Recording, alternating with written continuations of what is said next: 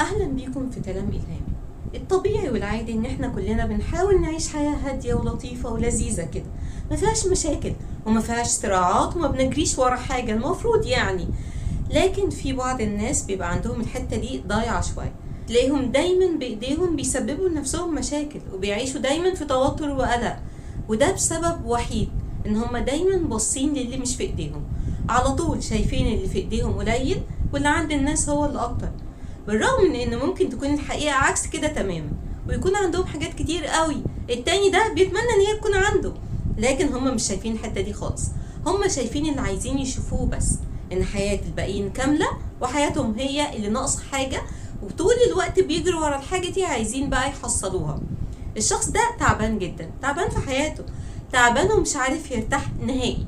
الاشخاص دي احنا بنشوفها في حياتنا عادي كده حوالينا، تلاقي الشخص اللي دايما مركز معاك انت وشايف ان اي حاجة عندك لازم تكون عنده هو، وبيستميت ان هو يحاول يقلدك او يحصل على اي حاجة عندك حتى ولو كانت الوظيفة بتاعتك. اكيد كلنا شفنا في الشغل بتاعنا ناس زي دي اللي هما بيستميتوا عشان يوصلوا للمركز اللي انت فيه، مع ان ممكن ما يكونش عندهم المقومات الشخصية اللي تمنحهم الميزة دي، لكن هما مش شايفين كده. هما شايفين ان انت في مكانة مفروض المكانة دي بتاعتهم هما، وان انت ازاي تاخدها وهما لأ.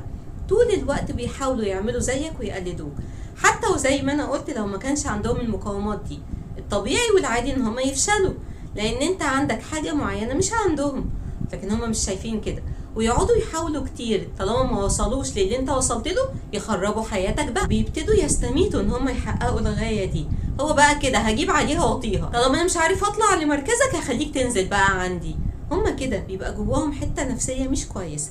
ونفس القصة بنشوفها في البنات، تلاقي البنت دايما باصة لواحدة صاحبتها مثلا الفستان اللي هي لبسته ده لازم تروح وتدعبس كده وتدور على واحد شبهه بالظبط وتيجي تشتريه. الشنطة اللي معاها دي لا لا لا لا يمكن تكون معاها ومش معايا، انا عايزة زيها بالظبط.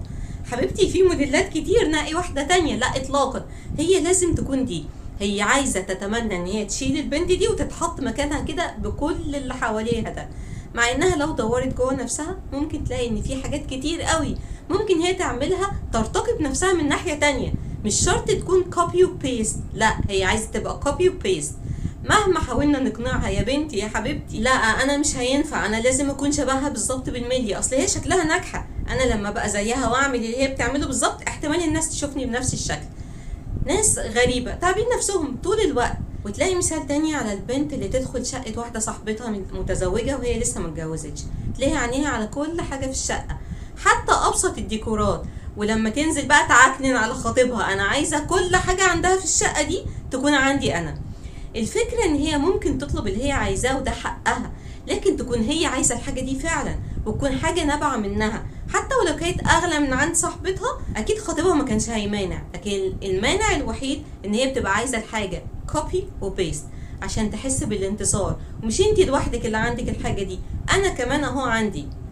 طيب لو حد من اللي بيسمعني دلوقتي بيمر بنفس التجربة دي ودايما حاسس ان هو في نفسه كده قليل، وان الشخص التاني هو اللي معاه كل حاجة، وان هو بيسعى بكل جهده يحط نفسه مكان الشخص ده، هل الموضوع ممكن يتحل؟ يعني هل لو احنا قعدنا مع نفسنا شوية كده ممكن نلاقي حل للموضوع ده؟ الحقيقة اول حل ان انت تقنع نفسك او انت تقنعي نفسك ان انتوا لوحدكم كفايه، وان انتوا فعلا عندكم حاجه مميزه، وممكن الناس تشوفكم على ان انتوا اشخاص مميزين، لكن للاسف الشديد انتوا بس اللي مش عارفين توصلوا للحاجه دي او مش عارفين تحطوا ايديكم عليها، ودايما حاسين ان انتوا مهمشين او مش متشافين، وده مش حقيقي. نحاول بس ندور جوه نفسنا ونشوف ايه الحاجه اللي بتميزنا واللي ممكن تظهرنا وتخلي الناس التانية تتمنى تكون مكاننا.